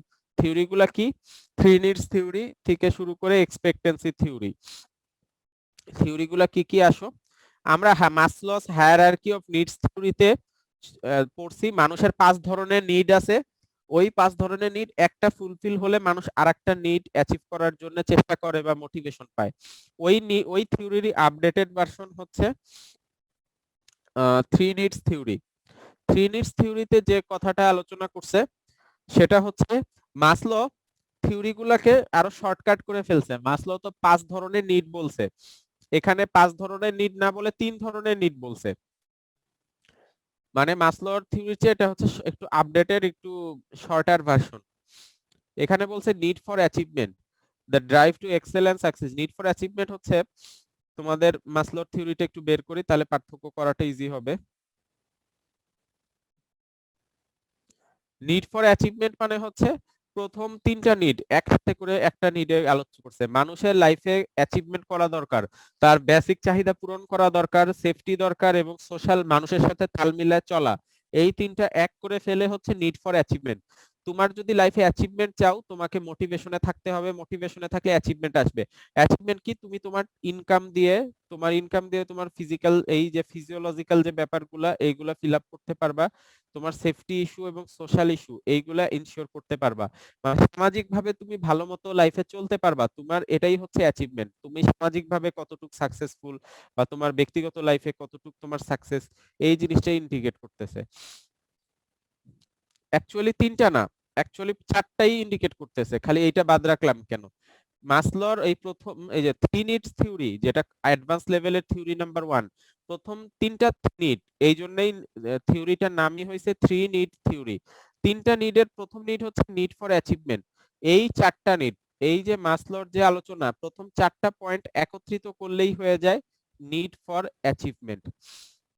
তোমার লাইফের অ্যাচিভমেন্ট কি, তুমি এই পর্যন্ত তোমার অ্যাচিভমেন্ট হিসাবে বলতে পারো যে আমার অ্যাচিভমেন্ট, আমি লাইফে চলতে পারি, আমার অভাব নাই কোনো ধরনের, আমার সোশ্যাল মানুষের সাথে তাল মিলিয়ে চলতে পারি, আমি যে জিনিসটাই কিনতে চাই এই জিনিসটা কেনার অ্যাবিলিটি আছে, পারচেসিং অ্যাবিলিটি আছে, এগুলো সবই হচ্ছে তোমার অ্যাচিভমেন্ট। তোমার লাইফে কি কি পেলা, কি কি পেলা না, এগুলাই হচ্ছে অ্যাচিভমেন্ট। নিড ফর পাওয়ার হচ্ছে মাসলোর 5 নাম্বার পয়েন্ট, সেলফ অ্যাকচুয়ালাইজেশন। ওইটা আলাদাভাবে যেভাবে ব্যাখ্যা করছি ওই জিনিসটাই হচ্ছে নিড ফর পাওয়ার। একটা জিনিস মাসলো উনার থিওরিতে আলোচনা করেন নাই, সেটা হচ্ছে নিড ফর অ্যাফিলিয়েশন। মাসলো খালি বলছে মানুষের বস্তুগত বা ম্যাটেরিয়ালিস্টিক চাহিদাগুলা, বস্তুগত চাহিদা মানে হচ্ছে বেসিক যে জিনিসগুলা মানুষের দরকার, তারপর মানুষের যে এক্সট্রা যে জিনিসগুলো সিকিউরিটি করার দরকার, তারপর হচ্ছে মানুষের সোশ্যাল প্ল্যাটফর্মের যে ব্যাপারগুলা, তারপর হচ্ছে মানুষের একেবারে ভোগ বিলাসের ব্যাপার, তারপর লাস্ট পয়েন্টটা হচ্ছে মানুষের অথরিটি বা পাওয়ার দরকার। উনি একটা জিনিস বলতে মেনশন করতে ভুলে গেছেন, সেটা হচ্ছে অ্যাফিলিয়েশন। মানে মানুষের তো খালি নিজের থেকে মোটিভেশন আসে তা না, অন্য মানুষের সাথে ইন্টারাকশন বা রিলেশনশিপের মাধ্যমেও মানুষ মোটিভেশন পায়। যেমন তুমি কাউকে পছন্দ করো, কারোর সাথে ফিউচারে তোমার কোনো চিন্তা ভাবনা আছে সেটেলমেন্টের, তুমি ওই কারণে মোটিভেশন পাবা যে আমাকে ভালো চাকরি করতে হবে, ভালো ইনকাম করতে হবে, নাইলে তো যাকে বিয়ে করতে চাচ্ছি বা যার সাথে রিলেশন সাকসেসফুলি এন্ড মানে ভালো করতে চাচ্ছি, তার সাথে তো কিছু একটা সাকসেসফুলি করা পসিবল হবে না। তার মানে তুমি নিজের জন্য না, অন্য কারো সাথে ইন্টারাকশন বা রিলেশনের কারণেও মোটিভেশন পেতে পারো। কেউ তোমার সাথে আজকে খুব বাজে আচরণ, যেমন ক্লাসে কোনো শিক্ষক তোমাকে একটু বকা দিছে বা রাগ করছে বা রাব বিহেভ করছে তোমার সাথে, তুমি ওইখান থেকেও পজিটিভ মোটিভেশন পেতে পারো যে না, যাই হোক আমার দোষ ছিল বা আমি খারাপ হয়েছে, বা দেখায় দিব আমি ওই স্যারকে, আমি ফিউচারে দেখায় দিব যে আমি ভালো করতে পারি না। এই জিনিসটা হচ্ছে নিড ফর অ্যাফিলিয়েশন। অনেক সময় তোমার ব্যক্তিগত না, অন্য মানুষের সাথে ইন্টারাকশন বা রিলেশনের কারণেও তুমি মোটিভেশন বা ডিমোটিভেশন পেতে পারো। তোমার ক্লোজ কোনো ফ্যামিলি মেম্বার যদি মারা যায়, তুমি জিনিসটাকে পজিটিভ নেগেটিভ দুই ভাবেই নিতে পারো। তুমি যদি পজিটিভলি নাও, আমার ফ্যামিলির বড় একজন ইনফ্লুয়েন্সার মানুষ দুনিয়াতে নাই, এখন আমার ফ্যামিলি ভালো মতো চালাতে হলে আমাকেই দায়িত্ব নিতে হবে, আমাকেই সিনসিয়ার হতে হবে, কেউ আমাকে ভালো পরামর্শ দিবে না, কারণ যে দেওয়ার ছিল সেই মারা গেছে। তো এরকম সিচুয়েশনে তুমি চাইলে পজিটিভলি নিতে পারো সিচুয়েশনটা, যে না, এখন থেকে আমাকেই ভালো করতে হবে, নাহলে ফ্যামিলিতে আরো খারাপ অবস্থা হয়ে যাবে। অথবা তুমি ডিপ্রেশন হয়ে যেতে পারে, তুমি হতাশ হয়ে যেতে পারো যে আমার ফ্যামিলি মেম্বার নাই, উনি থাকলেই আমাকে সবসময় গাইড করতো বা হেল্প করতো, উনি নাই, আমার আর লাইফে কি হবে, আমার আর ভালো করার কোনো ইচ্ছা নাই। একই সিচুয়েশন একটা মানুষ পজিটিভলি নিতে পারে, নেগেটিভলি নিতে পারে। এটা হচ্ছে নিড ফর অ্যাফিলিয়েশন। এই জিনিসটা মাসলোস হায়ারার্কি অফ নিডস থিওরিতে ছিল না, এই এক্সট্রা একটা জিনিস অ্যাড করা হয়েছে, থ্রি নিডস থিওরি। এটা তাহলে বুঝতেছো তোমরা, থ্রি নিডস থিওরি হচ্ছে মাসলোস হায়ারার্কি অফ নিডস থিওরির আপডেটেড ভার্সন। মাসলোর যে পাঁচটা নিড ছিল, প্রথম চারটাকে একসাথে বলছে অ্যাচিভমেন্ট, 5 নাম্বারটাকে ওই পাওয়ার ছিল, এটাই সেলফ অ্যাকচুয়ালাইজেশন পাওয়ার, আর নতুন একটা অ্যাড করছে নিড ফর অ্যাফিলিয়েশন। এইগুলা নিয়েই হচ্ছে থ্রি নিডস থিওরি। সবাই ক্লিয়ার কিনা? কারো কোনো কোয়েশ্চেন আছে?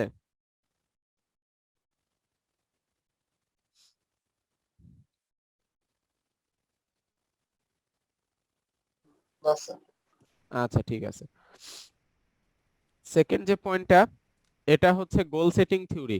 তোমাদের পরীক্ষা, তোমাদের ক্লাসে বলছিলাম গোল সেটিং থিওরিটা যখন আলোচনা করবা, ডায়াগ্রামটা হয়তো ক্লাসে দেখায় নেই, আমি তোমাদের বলছি যে গোল সেটিং থিওরি একটা ডায়াগ্রাম আকারে পরীক্ষায় অ্যান্সার করতে হবে। মনে রাখো, এই থিওরিটা যদি আসে, তোমাদের এই ডায়াগ্রামটা হচ্ছে অ্যান্সার করতে হবে ডায়াগ্রামটা দিয়ে। নোট রাখো বা মনে রাখো বা রেকর্ডিং এ খেয়াল করো, গোল সেটিং থিওরি পরীক্ষায় আসলে তোমাদের এই ডায়াগ্রামটা পরীক্ষায় অ্যান্সার করতে হবে। এই ডায়াগ্রামে কি ইন্ডিকেট করতেছে? মানুষের একটা লক্ষ্য বা উদ্দেশ্য থাকে, কোনো কাজে যদি মোটিভেশন পেতে চাও, একটা লক্ষ্য বা উদ্দেশ্য থাকবে, গোলস থাকবে। গোলসটা হতে হবে স্পেসিফিক এবং ডিফিকাল্ট। এইখানে একটা মজার ব্যাপার আছে, তোমার কোনো একটা লক্ষ্য বা উদ্দেশ্য কেন ডিফিকাল্ট হতে হবে? এর কারণ হচ্ছে হিউম্যান সাইকোলজির ব্যাপারটা, কোনো একটা কাজ যদি খুব সহজ হয়, মানে খুব ইজিলি অ্যাচিভ করা পসিবল হয়, অথবা ইম্পসিবল হয়, যেটা অ্যাচিভ করা বাস্তবে তুমি জানো পসিবলই না, এই ধরনের কাজে কেউ মোটিভেশন পায় না। যেমন তোমাদের যদি কোনো পরীক্ষায় দেখবা অনেকগুলো সাবজেক্ট আছে, যে সাবজেক্টটা খুব ইজি, অল্প একটু পড়লেই পাস করা যায়, ওই সাবজেক্টেই ম্যাক্সিমাম খারাপ করে, কারণ মোটিভেশন পায় না। যেখানে স্টাডি করার দরকার ছিল 2 বেলা বা 3 বেলা, সেখানে স্টাডি করে পরীক্ষার আগে 1 ঘন্টা বা 30 মিনিট, মানে এতটাই অবহেলা করতে করতে, এত সোজা জিনিস পরীক্ষা অ্যান্সার করা যাবে, এরকম করতে করতে এমনই বাজে অবস্থা যে পরীক্ষার আধা ঘন্টা আগে কোন রকমে দেখে পরীক্ষা দিতে ঢুকছো। তো সময় দেওয়া উচিত ছিল 2 বেলা বা 3 বেলা, 3টা সেশন বা 2টা সেশন, সময় দিছো আধা ঘন্টা, মানে মোটিভেশন পাও নাই পড়াশোনা করার বা ভালো মতো পড়াশোনা করার, কারণ কাজটা ছিল খুবই ইজি। হিউম্যান সাইকোলজি হচ্ছে এরকম, কোনো একটা কাজ যদি খুব ইজি হয় অথবা কোনো একটা কাজ যদি ইম্পসিবল হয়, তাহলে মানুষ ওইটাই মোটিভেশন পায় না। এটাই হচ্ছে গোল সেটিং থিওরির প্রিন্সিপাল। একটা মানুষ মোটিভেশন পাবে যখন কাজটা ডিফিকাল্ট হবে কিন্তু অ্যাচিভ করা পসিবল হবে, মানে তোমার নিজেকে নিজেকে চ্যালেঞ্জ করতে হবে। তুমি যদি চ্যালেঞ্জ না করো নিজেকে, তাহলে নিজের ইমপ্রুভমেন্ট বা ডেভেলপমেন্ট হবে না। আর ইমপ্রুভমেন্ট বা ডেভেলপমেন্ট না হলে মোটিভেশনও পাবা না, লাইফে ফ্রাস্ট্রেটেড থাকবা বা মানে কি বলবো, মানে হতাশ থাকবা সবকিছুতে। তো এই জিনিসটাই হচ্ছে গোল সেটিং থিওরির প্রিন্সিপাল। গোলস হতে হবে স্পেসিফিক এবং ডিফিকাল্ট। তাহলে যে জিনিসটা হবে, তোমার দুইটা পয়েন্ট আসবে এরপরে। একটা হচ্ছে কমিটেড টু অ্যাচিভিং। তোমার লক্ষ্যটা যদি ডিফিকাল্ট হয় এবং স্পেসিফিক হয়, তুমি জানো শিওরলি তুমি কি চাচ্ছ, তাহলে তোমার কমিটমেন্ট যেমন ঠিক থাকবে, তুমি অ্যাকসেপ্ট করবা সিচুয়েশন যাই হোক। যেমন তোমার যদি স্পেসিফিক এবং ডিফিকাল্ট কোনো লক্ষ্য থাকে তোমার লাইফে, তোমার ভিতরে যদি কোনো ড্রিম থাকে, কোনো স্পেসিফিক গোল থাকে, ডিফিকাল্ট কোনো কিছু অ্যাচিভ করতে চাও, তাহলে প্যান্ডেমিক আসুক আর যাই হোক তোমার লাইফে, তুমি কিন্তু কমিটেড থাকবা এবং অ্যাকসেপ্ট করে নিবা লাইফে যাই কিছু হোক না কেন, তুমি তোমার লক্ষ্য উদ্দেশ্য থেকে সরবা না। এই জিনিসটা বুঝতে হবে। আর কমিটেড যখন হবা, তখন জিনিসটা পাবলিক হয়ে যাবে। তুমি নিশ্চয়ই কমিটেড থাকলে মানুষ, তোমার ফ্যামিলি মেম্বার বুঝবে, তোমার ফ্রেন্ড বুঝবে, তোমার ব্যাচমেটরা বুঝবে যে তোমার কোনো স্পেসিফিক গোল আছে কিনা, ইন্টারনাল ফোকাস ঠিক রাখতে হবে, সেলফ গোল সেটিং করতে হবে, অনেক রকম পয়েন্ট। তার মানে লক্ষ্য উদ্দেশ্য যদি থাকে, সেটা অ্যাকসেপ্ট করতে হবে, কমিটমেন্ট থাকতে হবে, তাহলেই তুমি মোটিভেশন পাবা কাজটা ভালো মতো করার জন্য। তুমি যদি এই স্টেপগুলো ফলো করো, তোমার স্পেসিফিক এবং ডিফিকাল্ট একটা লক্ষ্য থাকে, তুমি অ্যাকসেপ্ট করে নাও, সিচুয়েশন যাই হোক তোমার লক্ষ্য চেঞ্জ হবে না, তুমি যদি কমিটেড থাকো, মানুষকে জানাও বা পাবলিকলি জিনিসটা অ্যাকনলেজ করো, তাহলেই প্রপার মোটিভেশন পাবা, তাহলেই কাজটা ভালো মতো অ্যাচিভ করা তোমার জন্য পসিবল হবে।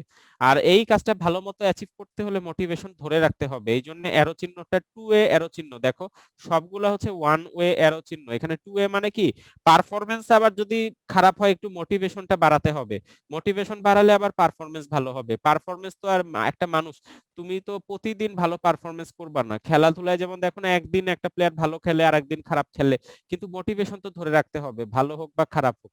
এই জন্য 2 ওয়ে কমিউনিকেশন দেখে দুই দিকে অ্যারো চিহ্ন দেওয়া, পারফরমেন্স এবং মোটিভেশন একটার সাথে একটা সম্পূরক।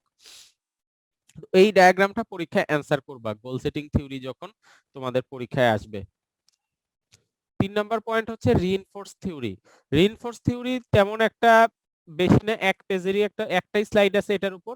রিইনফোর্স শব্দটার মানে হচ্ছে তোমার মোটিভেশন একটা কন্টিনিউয়াস একটা ব্যাপার, তোমার মোটিভেশন ধরে রাখাটা খুবই জরুরি।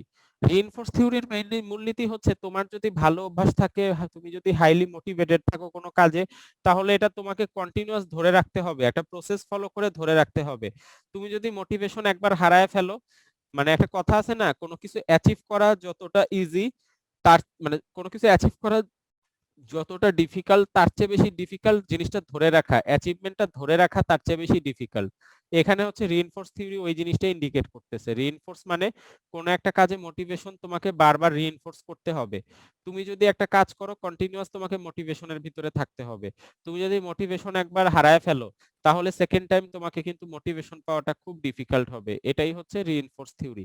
যেমন আমি তোমাদের একটা কমন এক্সাম্পল দেই, তোমাদের অনেকেই এক্সারসাইজ করো, এক্সারসাইজ করা তো ভালো, শরীরের জন্য ভালো, স্ট্রেংথ পাওয়া যায়, তেমনি শরীর ভালোও থাকে। এক্সারসাইজ কিন্তু রেগুলার করতে হয়। তুমি যদি আউটপুট চাও, যেমন ওজন কমাতে চাও অথবা ভালো একটা হেলদি একটা বডি চাও, তাহলে তোমাকে কিন্তু রেগুলার এক্সারসাইজ করতে হবে, প্রতিদিন বা প্রতি সপ্তাহে 3 দিন 4 দিন 30-40 মিনিট সময় দিতে হবে এক্সারসাইজে। তুমি যদি এক্সারসাইজ 2 দিন করে ছেড়ে দাও, এক সপ্তাহ না করলা, তাহলে কিন্তু আর ওই কাজে মোটিভেশন পাবা না। যেই মুহূর্তে ছেড়ে দিবা, ওই মুহূর্তে এক্সারসাইজে আর মোটিভেশন পাবা না। যেমন তোমাদের লাইফে ভালো কাজ তোমরা যখন করো, যেমন সকালে ঘুম থেকে উঠা আর্লি, তারপরে ভালো মতো মনোযোগ দিয়ে পড়ালেখা করা, এই জিনিসগুলা হচ্ছে ভালো মনোযোগ দেওয়া মোটিভেশনাল কাজ। তুমি একবার যদি এই মোটিভেশন হারায় ফেলো, তোমার স্বভাব যদি একবার নষ্ট হয়ে যায়, আবার সেটা অ্যাচিভ করা কিন্তু খুব ডিফিকাল্ট। আমার পার্সোনাল নিজের ক্ষেত্রে হয়েছে, ঘুম থেকে উঠতে সকালে, এখন এই গত 1-2 বছরের সব অভ্যাস পুরো নষ্ট হয়ে গেছে। সকালে ঘুম থেকে উঠতে পারি না, এখন তো আরো খারাপ অবস্থা। রোজায় তো ঘুমাই না রাতে, ঘুমাই হচ্ছে সকালে 6টার পরে, একেবারে 6টার পরে ঘুমাই এখন। তো এই যে দেখো, ভালো অভ্যাস যেটা ছিল সেটা নষ্ট হয়ে গেছে। আবার যদি আমি ওই অভ্যাসটা ব্যাক করতে চাই, যে আর্লি সকালে ঘুম থেকে উঠবো, এক্সারসাইজ করব, ভালো একটা লাইফ লিড করার জন্য যেটা দরকার, ওটা কিন্তু অ্যাচিভ করতে হলে আমাকে এখন প্রচুর পরিশ্রম করতে হবে, সিরিয়াসলি নিতে হবে জিনিসটা। প্রথম কয়েকদিন অনেক কষ্ট হবে, সকালে লাইফস্টাইল, রাতে একটু আগে ঘুমানো, এই জিনিসগুলা অ্যাচিভ করতে গেলে আমাকে এখন অনেক কষ্ট করতে হবে। কিন্তু যখন আমার ভিতরে ওই অভ্যাসটা ছিল, আমি যদি ধরে রাখতাম, কন্টিনিউ করতাম, তাহলে কিন্তু দেখো আমার জন্য এখন ইজি হতো, এই সিচুয়েশনেও যদি ধরে রাখতে পারতাম। এটাই হচ্ছে রিইনফোর্স থিওরির মেইন প্রিন্সিপাল বা মূলনীতি। সবাই বুঝতে পারছো কিনা? কারো কোনো কোয়েশ্চেন আছে?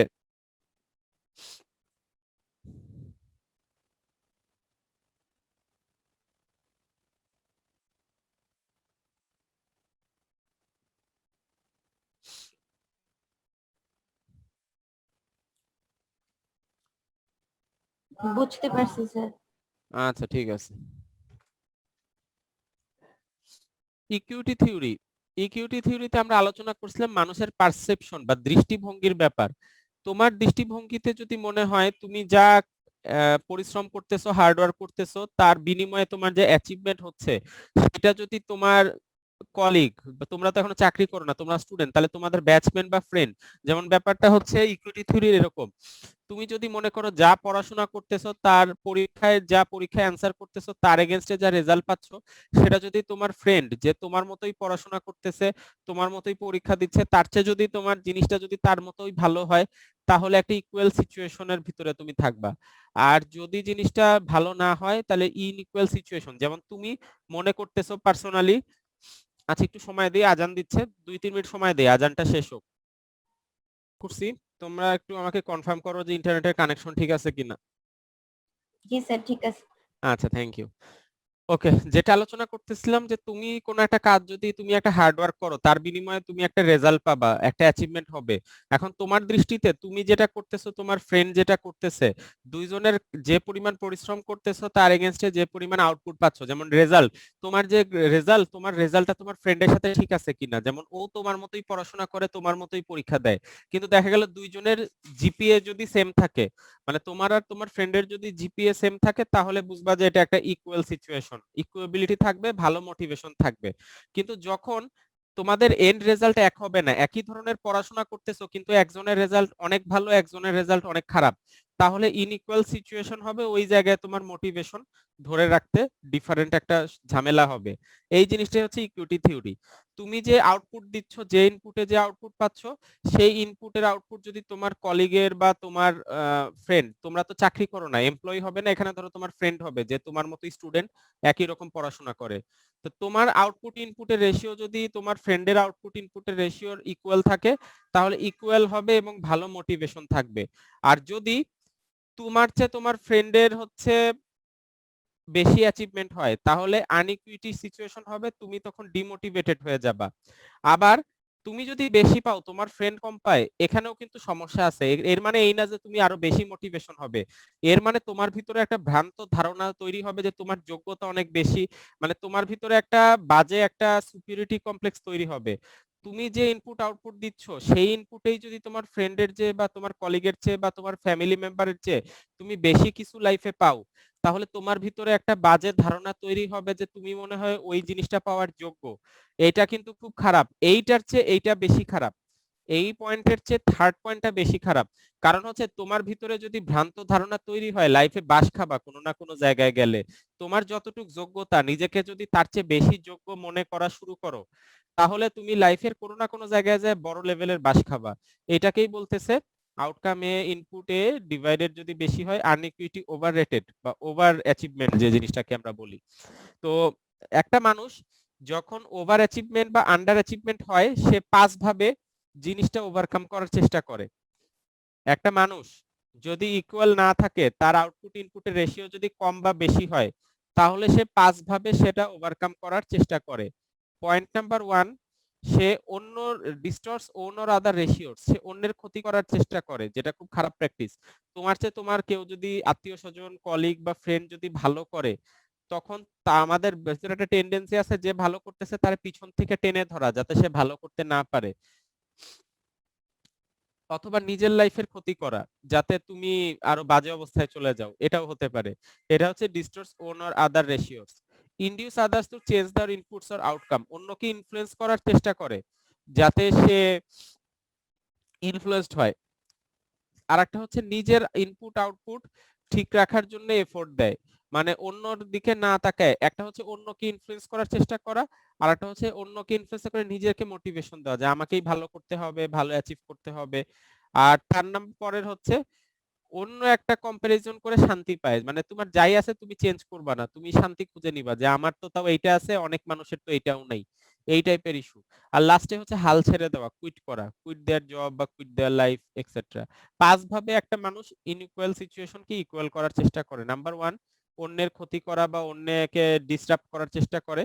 নাম্বার টু হচ্ছে অন্যকে ইনফ্লুয়েন্স করে ইনপুট আউটপুটের ব্যাপার যেটা সেটা অ্যাচিভ মানে পার্থক্য করার চেষ্টা করে।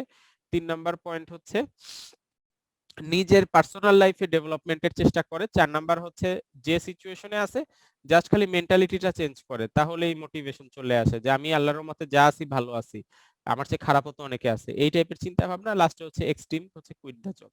এটাই হচ্ছে ইকুইটি থিওরি। কারো কি কোনো কোশ্চেন আছে কিনা গোল সেটিং বা ইকুইটি থিওরির উপর? ইকুইটি থিওরি থেকে দুই ধরনের কোশ্চেন আসবে। একটা হচ্ছে ইকুইটি থিওরি কাকে বলে এরকম কোশ্চেন ব্যাখ্যা করা, আর একটা হচ্ছে আনইকুয়াল সিচুয়েশন তৈরি হলে পাঁচ ভাবে মানুষ ইকুয়াল সিচুয়েশনে যাওয়ার চেষ্টা করে, এটা হচ্ছে আরেকটা কোশ্চেন হতে পারে এখান থেকে। এই দুই ধরনের কোশ্চেন আসতে পারে এই থিওরিটা থেকে। এটা একটু বড় থিওরি, অন্য থিওরিগুলোর চেয়ে ইকুইটি থিওরিটা বড়, কারণ এখানে বুঝার অনেক কিছু আছে। এটাই মেইন মোটিভেশনের, এই থিওরিটাই হচ্ছে সবচেয়ে ইম্পর্টেন্ট, কারণ হচ্ছে বাস্তব লাইফে এটাই সবচেয়ে অ্যাপ্লিকেশন বেশি করা হয় এই ইকুইটি থিওরি। তো তোমরা ক্লিয়ার কিনা? স্যার, অন্যকে ইনফ্লুয়েন্স করা আর নিজেকে হচ্ছে মোটিভেট করা, দুইটা জিনিস কি মানে একসাথে চালাবো, মানে ইনফ্লুয়েন্স করার ক্ষেত্রে? ইনফ্লুয়েন্স দুই রকম আছে, ঠিক আছে? একটা হচ্ছে পজিটিভ ইনফ্লুয়েন্স, একটা নেগেটিভ ইনফ্লুয়েন্স। যেমন তোমার ফ্রেন্ড পরীক্ষায় ভালো করতেছে না, সে হয়তো ফ্যামিলিগত সমস্যায় আছে বা ব্যক্তিগত লাইফে বিভিন্ন সমস্যায় জর্জরিত। এখন তুমি চিন্তা করলা তোমার রেজাল্ট ভালো হচ্ছে, তোমার ফ্রেন্ড একসাথেই পড়ছো, যোগ্যতা একই রকম, কিন্তু সে বাজে রেজাল্ট করতেছে। এখন তুমি তাকে পজিটিভলি ইনফ্লুয়েন্স করতে পারো, তাকে ওয়ে দেখায় দিতে পারো কিভাবে সমস্যা ওভারকাম করতে পারে, পরীক্ষার আগে নোট দিয়ে হেল্প করতে পারো বা গাইড দিতে পারো যে এই 3 ঘন্টা এই টপিকস পড়লেই পরীক্ষায় পাশ করে যাবি। এই টাইপের এক ধরনের ইনফ্লুয়েন্স আছে। আর এক ধরনের ইনফ্লুয়েন্স নেগেটিভ ইনফ্লুয়েন্স, তুমি দেখতেছো তোমার ফ্রেন্ড তোমার চেয়ে ভালো করতেছে, তুমি তাকে নেগেটিভ ইনফ্লুয়েন্স করা শুরু করলা, তাকে বলে এত পড়াশোনা করে কি করবি, আয় খেলি বা গল্প করি। পরীক্ষার আগে তার রুমে যে, যদি হলে থাকে এই জিনিসটা বেশি হয়, তার হলে রুমে যে তাকে ডিস্টার্ব করা শুরু করলা, তাকে গ্রুপ করে পড়তে দিলা না, বাকি 3-4 জন মিলে তার রুমে যে তাকে হচ্ছে ডিস্টার্ব করলা, পড়াশোনা করতে দিলা না, মানে তোমার ইন্টেনশন যে সেও যাতে পড়াশোনা না করে পরীক্ষার আগে। এটা হচ্ছে নেগেটিভ ইনফ্লুয়েন্স। তুমি ওই একই সাথে এটাও করতে পারো, পার্সোনাল ডেভেলপমেন্টের ব্যাপারটাও মাথায় রাখতে পারো, একই সাথে এই দুইটা জিনিস করা পসিবল। তুমি নিজেও নিজেকে ডেভেলপ করলা, অন্যকেও ভালো করার ব্যাপারে ইনকারেজ করলা, অথবা নিজেও ভালো করার ইনফ্লুয়েন্স করলে অন্যরে খারাপ যাতে হয় সেটাও করলা। দুই রকম জিনিসই মানুষ করে লাইফে আসলে, সো একই সাথে করা পসিবল এই দুইটা জিনিস। আর কোনো কোশ্চেন আছে? হ্যাঁ স্যার। তোমরা কি বুঝতেছো? পরীক্ষায় কিন্তু অ্যান্সার করতে হবে, এইখান থেকে 2 সেট কোশ্চেন হতে পারে মোটিভেশন থেকে। যেহেতু আমার হাতে টপিকস কম, আমার মাত্র 3টা লেকচারের উপর আমি তোমাদের পরীক্ষা নিব, তো আমি এখান থেকে 2 সেট কোশ্চেন করতে পারি। তো তোমরা যদি মনোযোগ না দাও, এইগুলা মুখস্থ করা খুবই কষ্টকর। যদি বুঝার চেষ্টা করো খুব ইজিলি লিখতে পারবে পরীক্ষায়, আর যদি মুখস্থ করার চেষ্টা করো অনেক ডিফিকাল্ট, মনে থাকবে না, ভুলে যাবা পরীক্ষায় কোনটার অ্যান্সার কোনটায় করতে হবে। আমি মুখস্থ করাকে স্ট্রংলি ডিসএগ্রি করি সব সময়। তো যাই হোক, তোমরা যদি বুঝে থাকো, আর পরে বেশি থিওরি নাই, ইকুইটির পরে যে থিওরিটা আছে expectancy theory. Expectancy theory indicate করতেছে তোমার এক্সপেকটেশন লেভেলের উপর তোমার মোটিভেশন ডিপেন্ড করবে। তোমার এক্সপেকটেশন লেভেল 3টা পয়েন্টের উপর ডিপেন্ড করবে। এফোর্ট, কতটুকু এফোর্ট দিচ্ছ তুমি তোমার লাইফে, যত পরিশ্রম করবা তোমার এক্সপেকটেশন তত বেড়ে যাবে লাইফ থেকে। একটা সময় তোমার এক্সপেকটেশন ছিল স্কুলে ক্লাসে ফার্স্ট হওয়া বা টপ 3 বা টপ 10 এর ভিতরে থাকা। আর এক সময় তোমার এক্সপেকটেশন ছিল যে কলেজ লাইফে যখন গেছো, না সরি, প্রথমে ছিল স্কুল লাইফে তোমার এক্সপেকটেশন ভালো পড়াশোনা করা, টপে থাকা। সেকেন্ড এক্সপেকটেশন তোমার ছিল হচ্ছে এরপরে কি করবা সেটার উপর, মানে এসএসসি তে ভালো রেজাল্ট, তারপর এইচএসসি তে ভালো রেজাল্ট, তারপর বিএসসি তে ভালো রেজাল্ট, তারপর একটা ভালো চাকরি অথবা হায়ার স্টাডিজ, ভালো চাকরির পর ভালো একটা ফ্যামিলি লাইফ, ভালো একটা ফ্যামিলি লাইফের পরে ক্যারিয়ারে বেস্ট পজিশনে থাকা। মানে তোমার লাইফে যত এফোর্ট দিবা তত তোমার এক্সপেকটেশন লেভেল বেড়ে যাবে, তত তোমার হচ্ছে এফোর্ট দিতে হবে আরো বেশি বেশি। আর পারফরমেন্স তো সবাই বুঝো, এটা নিয়ে আলোচনার কিছু নেই। রিওয়ার্ড, তুমি যদি এফোর্ট দাও পারফরমেন্স করো কিন্তু অ্যাচিভমেন্ট বা রিওয়ার্ডটা ঠিক মতো না পাও, এই জায়গায় হচ্ছে ডিমোটিভেশনের ব্যাপারটা চলে আসে। এক্সপেক্টেন্সি থিওরির 3 নম্বরে রিওয়ার্ড পয়েন্টটা ইম্পর্টেন্ট। তুমি ঠিক মতো এফোর্ট দিলে, পারফরমেন্স করলে যদি রিওয়ার্ডটা ঠিক মতো না পাও, তো এটা কিন্তু খারাপ। এখানেই ডিমোটিভেশন হয় চাকরিতে, ওই যে বিশৃঙ্খলা তৈরি হয়, অথবা জব ছেড়ে দেওয়ার টেন্ডেন্সি বেড়ে যায় এই জায়গাটায়। সো এটা হচ্ছে সবচেয়ে ভাইটাল পয়েন্ট এক্সপেক্টেন্সি থিওরিতে। লাস্ট থিওরি যেটা, সেটা হচ্ছে designing motivating job theory. Designing motivating job theory এখানে বলতেছে তুমি, মানে এই থিওরির প্রিন্সিপাল হচ্ছে তুমি তোমার ব্যক্তিগত পার্সোনাল লাইফের চেয়ে তোমার ক্যারিয়ার বা জব লাইফেই আমরা সবাই কম বেশি বেশি মানে এফোর্টটা দিয়ে থাকি। এক্ষেত্রে যে জিনিসটা হয়, আমাদের লাইফের প্রতিদিন ডেইলি 24 ঘন্টার ভিতরে দেখা যায় 10, 12 বা 15 ঘন্টাই, যারা চাকরি করে বা ব্যবসা করে তাদের কথা বলতেছি, 10, 12 বা 15 ঘন্টাই দেখা যায় ক্যারিয়ার বা বিজনেসেই চলে যায়। তো এত বড় সময় যদি ক্যারিয়ারে দিতে হয় জব বা বিজনেসে, এমন ভাবে তৈরি করতে হবে যাতে এর ভিতরেই এন্টারটেইনমেন্ট, এর ভিতরেই রিক্রিয়েশন, এই জিনিসগুলো যাতে জবের ভিতরেই চলে আসে। যেমন ওয়ার্ল্ড কাপের সময় তোমার চাকরি তো আর করতেই হবে, বন্ধ করা যায় না। ক্রিকেট ফুটবল ওয়ার্ল্ড কাপের সময় খেলাগুলা তোমার অফিসে যদি একটা বড় এলইডি তে দেখানো হয়, খেলাটা দেখলা, চাকরিতে করার পাশাপাশি কাজ করার পাশাপাশি মাঝে এসে স্কোর দেখে গেলা, অথবা 20 মিনিট খেলা দেখলা, আবার জবে চলে গেলা। এই জিনিসগুলোই হচ্ছে ডিজাইনিং মোটিভেটিং জব। আজকাল প্রত্যেকটা অফিসেই দেখবা রিক্রিয়েশনের ব্যবস্থা আছে। তাদের অফিস থেকেই কর্পোরেটে, যে তোমাদের টেক্সটাইলে কর্পোরেট টি20 খেলা হয়, আইটিটি ক্রিকেট বা ফুটবল আলোচনা মানে আয়োজন করা হয়। কেন করা হয়? ফ্লেক্সিবিলিটির জন্যই তো। চাকরি করলেই তো খালি হবে না, লাইফের অন্য জিনিসগুলোতেও ফোকাস দিতে হবে। তো চাকরিটা এমন ভাবে ডিজাইন করতে হবে যাতে বিনোদন, এন্টারটেইনমেন্ট বা অন্য আদার্স যে জিনিসগুলো আছে এগুলো চাকরি করার পাশাপাশি অ্যাচিভ করা পসিবল হয়। তাহলেই ভালো মোটিভেশন ধরে রাখা পসিবল। এটাই হচ্ছে ফ্লেক্সিবল ওয়ার্ক অর জব। তো মোটামুটি আমরা আজকে যেটা আলোচনা করলাম, আমরা 6টা অ্যাডভান্স থিওরি আলোচনা করলাম, 3টা বেসিক থিওরি আলোচনা করলাম, আর আমাদের ডেফিনেশন অফ মোটিভেশন আলোচনা করলাম। কারো কি কোনো কোশ্চেন আছে কিনা, বা বুঝতে পারছো কিনা, বা পরীক্ষায় অ্যান্সার করতে পারবা কিনা এই লেকচার থেকে কোশ্চেন আসলে আমাকে একটু কনফার্ম করো।